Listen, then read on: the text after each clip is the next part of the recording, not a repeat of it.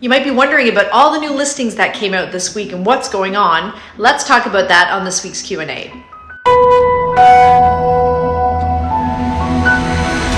Hey everybody, and welcome back. I hope you had a really nice long weekend, and thanks for tuning in as always. You may notice if you're following along that there's all of a sudden way more inventory out in the real estate market as of yesterday. And in fact, I think in a lot of the areas that I monitor, it's almost doubled. So why is that? What's going on, and how does it affect you?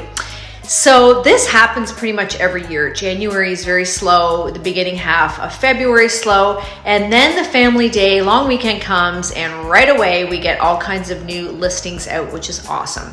Now we will see listing inventory continue to grow right through till probably after Easter.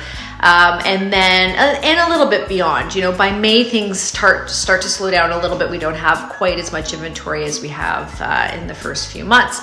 So as a buyer, what does that mean for you, or even as a seller? But from a buyer's perspective, it may seem like, hey, that's a great opportunity. I've got more to choose from, which is true. And maybe there won't be as much competition on every listing. That's probably not true. So what we do find pretty much every year is that even though we have a lot more inventory coming out, we have a lot more buyers that are looking at the same time. So you just have to be aware that in terms of market conditions, things aren't really going to change. And you often have a lot of buyers saying to me, well, if there's more inventory, I'm just going to wait because there won't be as many offers on every property and it won't go as high. But it's not usually true. We will find that prices are just as crazy as they are, when there's not as much inventory, because they kind of offset each other.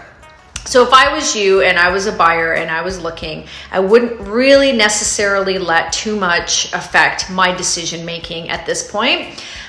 Don't get also, into that trap where you're thinking that, well, I'm just going to wait because more and more will be coming out, because it does, but the competition is still going to be, pretty crazy. And I suspect the prices are just going to continue to rise over the next couple of months.